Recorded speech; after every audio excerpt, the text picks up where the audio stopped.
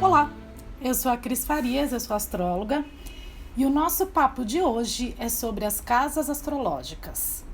Uma sugestão da Lilian, da Lila English Academy, que é uma professora de inglês incrível, que já me ajudou bastante, e também da Pri Nascimento, do Despertar do Equilíbrio, que trabalha com várias terapias integrativas bem bacanas e também com óleos e cheirinhos maravilhosos.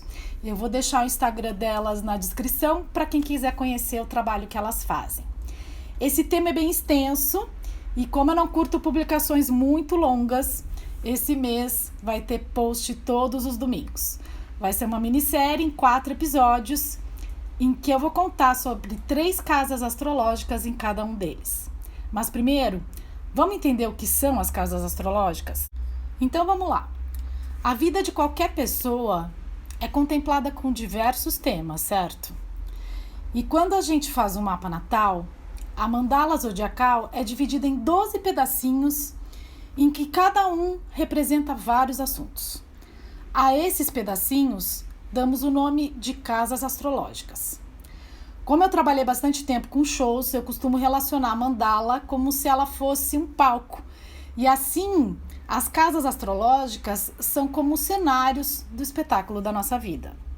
A primeira casa astrológica de um mapa é sempre marcada pelo ascendente, ou seja, pela posição em que o Sol estava no horário do nosso nascimento. Por conta da rotação da Terra e partindo da observação aqui do nosso planeta, diariamente é como se o Sol passasse cerca de 2 horas em cada signo. Mas dependendo da latitude de onde você nasceu, a duração dessa passagem pode ser menor ou maior do que 2 horas. E para ninguém se confundir aqui, eu quero deixar claro que o Sol fica paradinho, tá? Somos nós que estamos na Terra que passeamos ao redor dele. E na astrologia, a gente sempre trabalha com ângulos a partir do nosso ponto de observação. E já que somos terráqueos, o nosso ponto de observação é sempre aqui da Terra. Pois bem, sabendo disso, entendemos que pessoas que nasceram no mesmo dia, porém em horários diferentes, têm o mesmo signo solar, mas podem ter ascendentes diferentes. E o ascendente é o que marca a primeira casa astrológica do nosso mapa. E é a partir dele que são calculadas as demais casas. E é por conta dessa explicação toda que as casas astrológicas caem em posições diferentes para cada pessoa. Mas os assuntos que elas regem são os mesmos. E como que a gente descreve cada um desses cenários?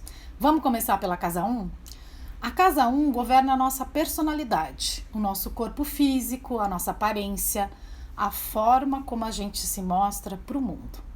Então ela influencia no jeito que a gente se expressa. Tem pessoas que são introvertidas, outras mais expansivas, umas melancólicas, outras divertidas. Com relação à nossa aparência, ela intervém na maneira que a gente cuida do nosso corpo. Se a gente quer um estilo mais clássico no corte de cabelo ou mais moderno. Se a gente prefere um corpo sarado ou se a gente não liga muito para isso. E ela também indica como a gente veste esse corpo.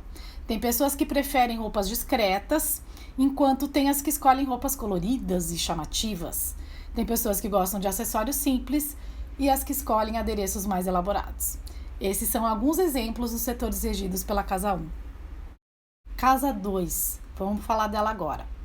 A casa 2 governa a nossa condição financeira, o dinheiro recebido através do nosso trabalho e o que a gente tende a fazer com esse dinheiro.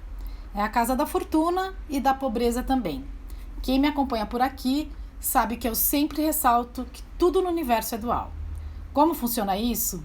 Existem pessoas que têm muita facilidade para ganhar dinheiro. Por outro lado, essa facilidade pode potencializar os gastos desse dinheiro todo. E há aquelas que se dedicam muito para aumentar os seus ganhos, mas encontram muitos obstáculos para alcançar uma estabilidade financeira. E essas condições variam de acordo com os astros que estão na casa 2, os aspectos que eles formam com outros planetas e ainda o signo que está regendo essa casa. Agora vamos falar da casa 3.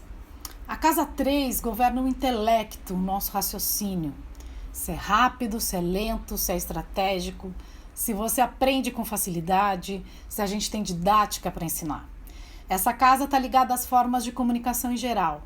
Como a gente fala, como a gente escreve, se a gente tem facilidade em se comunicar em outros idiomas, se somos doces ou agressivos.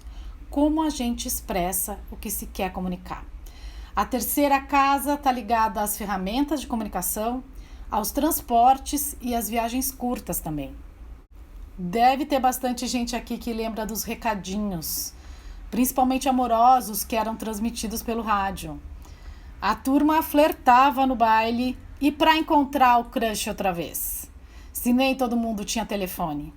Nesse caso, o rádio era a ferramenta de comunicação. E aí você pode se perguntar, o que a comunicação tem a ver com transportes e viagens curtas? Essa história eu acho bem legal, porque se a gente analisar que antigamente, para alguém se comunicar com um vizinho, por exemplo, precisava montar em um cavalo ou contratar um mensageiro para que o seu recado ou encomenda pudessem chegar ao destino desejado, fica bem mais fácil de compreender essa relação. As conversas, em geral, eram presenciais. E por isso as pessoas precisavam de uma charrete, uma carruagem ou uma bicicleta para poder encontrar o amigo ou amiga que queriam papear. Mas ainda assim, se isso não fosse possível, cartas eram trocadas e até os pombos se encarregavam desse serviço de entrega. Com o tempo, a gente foi tendo acesso a uma variedade de opções para se comunicar. Telefone, e-mail, jornal, revistas, mídias sociais, além de serviços de entrega mais elaborados que utilizam carros, caminhões e aviões, permitindo que as nossas mensagens cheguem mais longe. E os pombos? Esses eu acho que perderam o emprego para os drones. E assim eu encerro o episódio de hoje. Espero que vocês tenham gostado, porque no próximo domingo tem mais. E se você ainda não conhece a minha página no Instagram, dá uma passadinha por lá, que sempre tem dicas sobre a movimentação do céu. O endereço é crisfarias.astrologia. E se você quiser saber sobre o atendimento de leitura de mapa astral ou outros estudos personalizados que eu trabalho, escreva para mim, astrologia@crisfarias.com.br. Me despeço então, pedindo para você deixar o seu like e compartilhar com seus amigos se você gostou do podcast de hoje. Vocês não têm ideia de como isso me ajuda a fazer esse canal crescer. Gratidão sempre. Tchau, tchau.